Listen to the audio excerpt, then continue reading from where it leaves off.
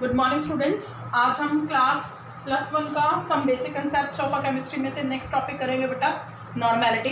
कल मैंने आपको स्ट्रेंथ, मोलैरिटी और मोलालिटी कराया था। कुछ स्टूडेंट्स ने उसके न्यूमेरिकल के असाइनमेंट सेंड करे थे और कुछ ने नहीं किए थे। जो स्टूडेंट ने न्यूमेरिकल सेंड नहीं करे थे बेटा, अपना मैं बार बार बोल रही हूँ कि अपना वर्क रेगुलर करो ताकि आपको अच्छे से समझ आए। अगर आप नहीं करोगे तो बाद में आपका वर्क इकट्ठा हो जाएगा और आप लोगों को समझ नहीं आएगा। ध्यान से देखो बेटा, आज हम स्टार्ट करेंगे नेक्स्ट टॉपिक जो क्या है नॉर्मेलिटी। ये भी एक टर्म है जिससे हम सोल्यूशन की कंसंट्रेशन को मेजर कर सकते हैं। अब नॉर्मेलिटी है क्या?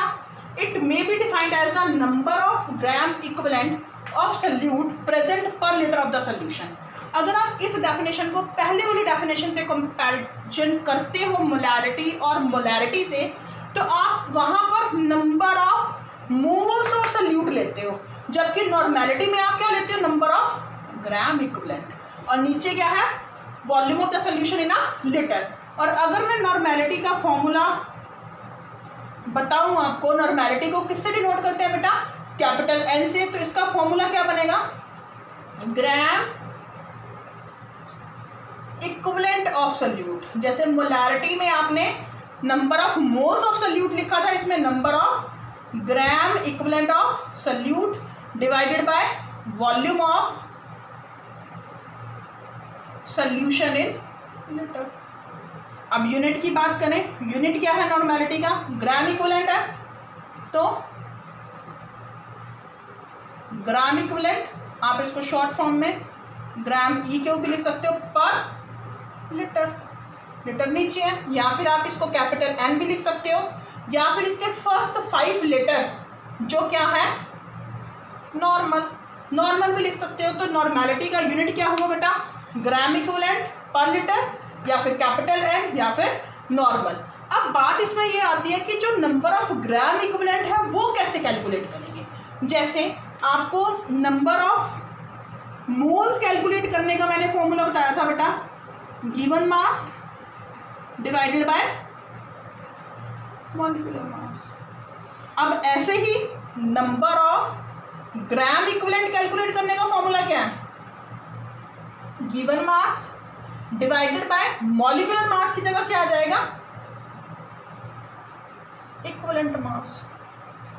अब आप मॉलिक्यूलर मास तो सिंपल कैलकुलेट कर लेते हैं। कैसे? जैसे अगर H2O का मॉलिक्यूलर मास कैलकुलेट करना है तो H का 1 है, 2 टाइम्स है तो 2 + 16 कितना आ गया? 18। आप ऐसे मॉलिक्यूलर मास कैलकुलेट कर देते हैं। बट इक्विवेलेंट मास कैलकुलेट करना क्या है बेटा? डिफरेंट है, वो अलग तरीके से कैलकुलेट करेंगे। वो कैसे कैलकुलेट करते हैं मैं आपको अभी बताती हूँ, आप इतना पहले नोट डाउन करो। देखो बेटा आगे, अब इक्विवेलेंट मास आप अलग अलग कैलकुलेट कर सकते हो बेटा। एसिड को कैलकुलेट करने का फॉर्मूला अलग है, बेस को अलग है और सॉल्ट को अलग है। अगर सबसे पहले आप equivalent mass of N acid calculate करते हो तो उसका क्या है? Molecular mass divided bye basicity. अब मॉलिक्यूलर मास तो आपको कैलकुलेट करना आता है, अब बात आ गई बेसिसिटी। बेसिसिटी क्या है? देखो बेटा ध्यान से देखना, आपको पता है एसिड क्या होते हैं? Which give H positive ion in aqueous solution. जो एक्वस सोल्यूशन में H पॉजिटिव आयन देते हैं, तो जितने H पॉजिटिव आयन देते हैं उसको हम क्या बोलते हैं? बेसिसिटी। बेसिसिटी क्या हुआ? Means removal of H positive ion from acid. तो एसिड की क्या होती है बेटा? बेसिसिटी। ऐसे ही मैं आपको पहले बता रही हूँ कि बेस क्या होंगे? Removal of OH negative. तो removal of OH negative is called a base. तो बेस की क्या होगी आपके पास? एसिडिटी। एसिडिटी क्या होगी बेटा? Removal of OH negative from base, उसको हम क्या बोल देंगे? एसिडिटी। एसिड की बेसिसिटी और बेस की एसिडिटी। अब एसिड की बेसिसिटी क्या है कि वो कितने H रिमूव कर रहा है, और बेस की क्या होगी बेटा? एसिडिटी, कि वो कितने OH नेगेटिव को रिमूव कर रहा है, वो क्या होगी उसकी? एसिडिटी। अब देखो बेटा, मैं इसका एग्जांपल लेके आपको बता रही हूँ कि जैसे आपने इक्विवेलेंट मास और मॉलिक्यूलर मास दोनों में डिफरेंट है। देखो अगर मैं कहती हूँ कि आपने इक्विवेलेंट मास कैलकुलेट करना है एसिड कैलकुलेट करना है, कौन से एसिड का कैलकुलेट करना है? सल्फ्यूरिक एसिड ले लेते हैं बेटा हम। और सल्फ्यूरिक एसिड एक एसिड है, तो इसकी क्या होगी बेटा? बेसिसिटी। अब देखो अगर मैं मॉलिक्यूलर मास बात करूं तो मॉलिक्यूलर मास क्या होगा H2SO4 का, H का 1 होता है, 2 टाइम्स है तो 1 multiply by 2 plus 32 plus oxygen का 16 मल्टीप्लाई बाय 4, तो कितना आ गया 2 प्लस 32 प्लस 64 कितना आ जाएगा बेटा 98। तो 98 is the molecular mass of a sulphuric acid. But equivalent mass कैसे कैलकुलेट करेंगे बेटा, मॉलिक्यूलर मास कितना है, फॉर्मूला देखो ये है 98 डिवाइडेड बाय बेसिसिटी। बेसिसिटी मतलब वो कितने H को रिमूव कर रहा है।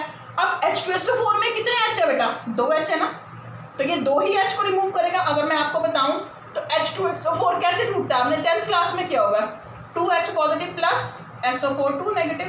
तो इस एसिड की बेसिसिटी क्या हुई, ये कितने H दे रहा है बेटा, 2H दे रहा है, तो इसकी बेसिसिटी क्या हुई 2, तो डिवाइडेड बाय 2 क्या आ जाएगा 49। तो 49 क्या है इसका इक्विवेलेंट मास और 98 क्या है इसका मॉलिक्यूलर मास। दोनों क्या है अलग अलग, जैसे कई केस में ये सेम आ जाते हैं। जैसे अगर मैं एक और एग्जांपल लेके बताती हूँ बेटा आपको, जैसे HCl है, HCl का अगर आप मॉलिक्यूलर मास कैलकुलेट करते हो कितना है 1 प्लस 35.5 कितना आ गया 36.5।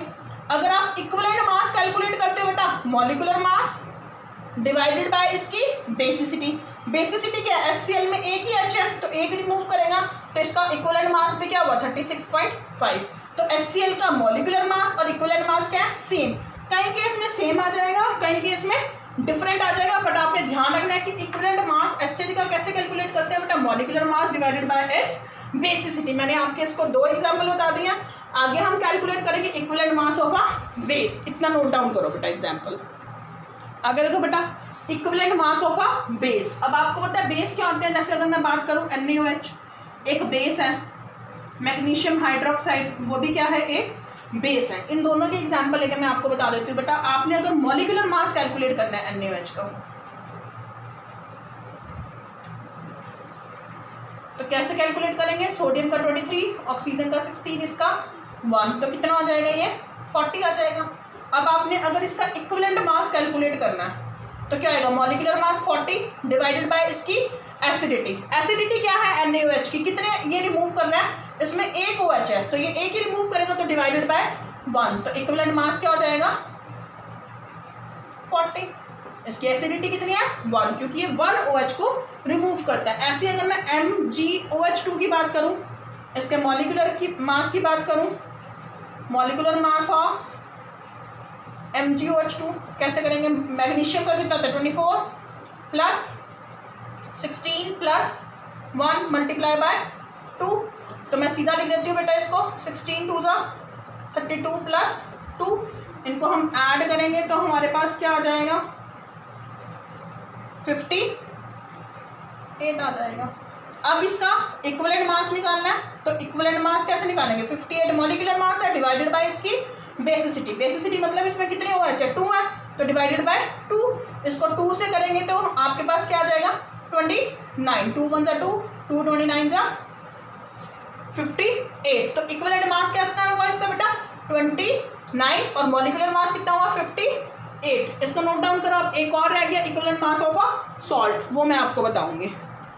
आगे देखो बेटा अब equivalent mass of a salt कैसे कैलकुलेट करते हैं। जैसे अगर मैं बात करूं NaCl, ना इसमें H है ना OH है तो ये क्या हुआ सॉल्ट।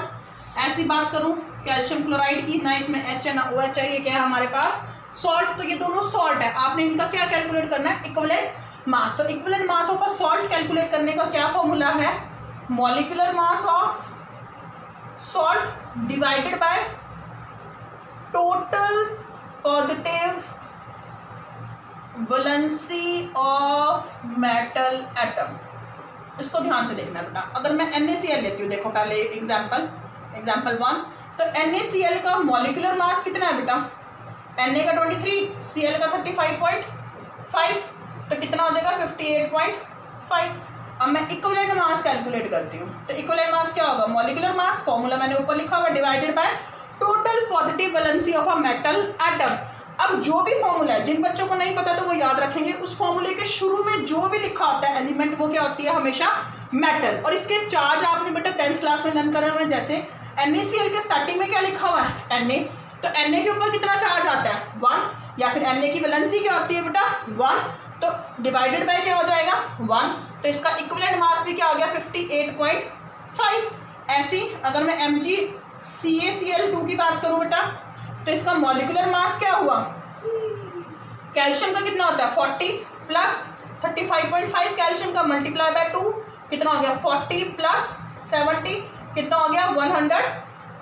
तो ये क्या आ गया आपके पास मॉलिक्यूलर मास। अब आपने अगर इक्विवेलेंट मास कैलकुलेट करना है तो क्या आएगा आपके पास, मॉलिक्यूलर मास कितना 110 divided by total positive valency of a metal atom. अब मेटल कौन सी है इसमें, कैल्शियम, कैल्शियम की वैलेंसी क्या होती है 2, तो डिवाइडेड बाय 2, इसको सॉल्व करेंगे तो क्या आ जाएगा 55।